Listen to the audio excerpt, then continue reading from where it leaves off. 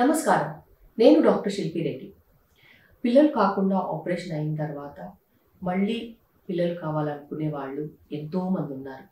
ఈ మధ్యకాలంలో కోవిడ్‌కి పిల్లల్ని కోల్పోయిన వాళ్ళు, మళ్ళీ మాతృత్వం అనేది వాళ్ళ లైఫ్‌లో రావాలి అనుకునే వాళ్ళు ఎంతోమంది ఉన్నారు. యాక్సిడెంట్‌లకి, అనుకోని పరిస్థితుల్లో పిల్లలు చనిపోయిన వాళ్ళు, అందరూ ఖచ్చితంగా మళ్ళీ మాతృత్వం అనేది వస్తుందా రాదా అని ఎన్నోసార్లు నన్ను అడుగుతూ ఉంటారు. వాళ్ళందరికీ నాకొకటే సమాధానం. ఖచ్చితంగా మీకు పిల్లలు పుట్టకుండా ఆపరేషన్ అయినప్పటికీను మళ్ళీ ప్రెగ్నెన్సీ వచ్చే అవకాశం ఉంటుంది. ఎందుకంటారా? ప్రెగ్నెన్సీ రావడానికి మంచి గర్భసంచి ఉంటే చాలు. ట్యూబ్స్ పనిచేసినా పని చేయకపోయినా మనం అది బైపాస్ చేయొచ్చు.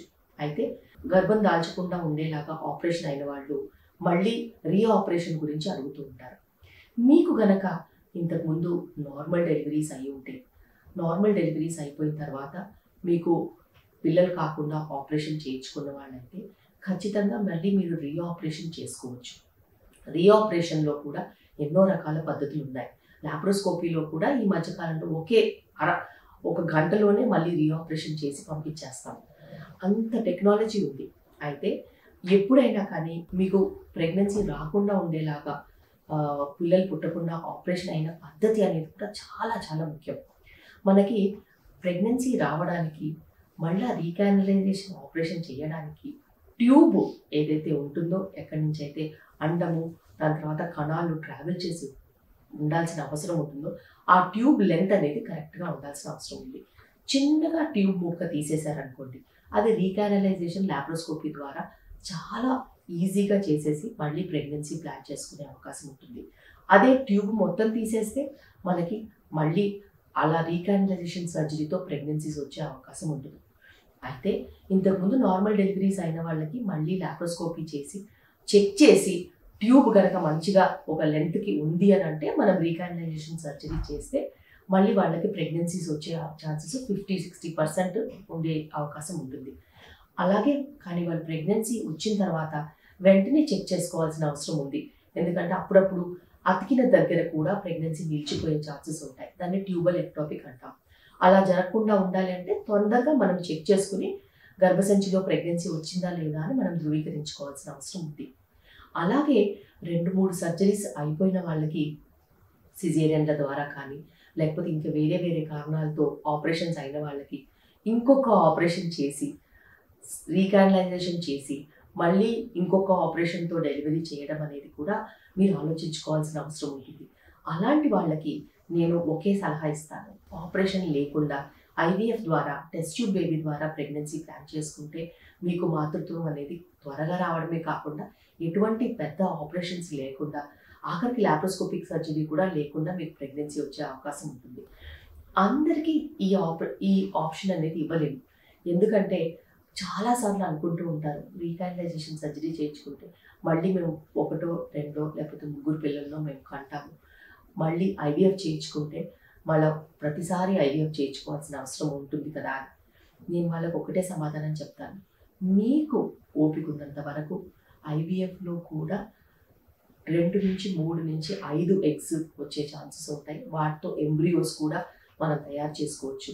అయితే మనము యూజ్ చేసే మెథడ్ని బట్టి, మనం తీసుకునే మందులను బట్టి ఎన్ని అండాలు వస్తాయో అన్ని అండాలతోనే మనకి ఎంబ్రియోస్ అనేవి వస్తాయి. కాబట్టి మనకు ఒక ప్రెగ్నెన్సీ కావాలనుకున్నప్పుడు ఒక ఎంబ్రియో ట్రాన్స్ఫర్ చేసుకుని మళ్ళీ ప్రెగ్నెన్సీ కావాలనుకుంటే ఇవే ఎంబ్రియోస్ ఐవీఎఫ్ చేసినప్పుడు ఎంబ్రియోస్ ఫ్రీజ్ చేసుకుని తర్వాత వాడుకోవచ్చు.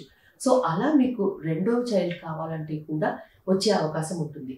సో రీకానలైజేషన్ సర్జరీకి ఐవీఎఫ్కు పెద్ద తేడా లేకపోయినప్పటికీను ఇవి ఎవరికి చెయ్యాలి అనే దాంట్లో మటుకు చాలా వ్యత్యాసం ఉంటుంది. ఎందుకంటే ఒక ఆపరేషన్ చేయకుండా మనము మళ్ళీ ప్రెగ్నెన్సీ తీసుకురాగలిగినప్పుడు ఖచ్చితంగా ఐవీఎఫ్ వైపు మొగ్గు చూపించవచ్చు.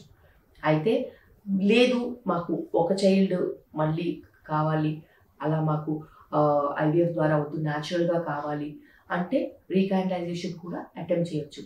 కానీ మీ ట్యూబ్ కనుక నార్మల్ లెంత్ ఉంటేనే రీకానలైజేషన్ సక్సెస్ అవుతుంది.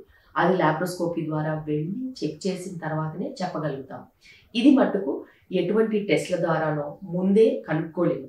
ఖచ్చితంగా సర్జరీ చేయడానికి వెళ్ళినప్పుడు అలా చూడడం ద్వారానే మనకి అది సక్సెస్ రేట్ అనేది ఇప్పుడు తెలుసుకునే అవకాశం ఉంటుంది. 2 ట్యూబ్స్ జాయిన్ చేసిన తర్వాత మనకు దాని సక్సెస్ తెలిసే ఛాన్సెస్ ఉంటాయి. అది జాయిన్ అయిందా, అందులో నుంచి మళ్ళీ అండము లేకపోతే కణాలు వెళ్ళే అవకాశం ఉందా లేదా తర్వాత మనం టెస్ట్ చేస్తే కానీ తెలియదు. ఇవన్నీ ఎందుకులే అనేసి ఐవీఎఫ్ చేయించుకుంటే కూడా ఆ పద్ధతి కూడా చాలా మంచిది.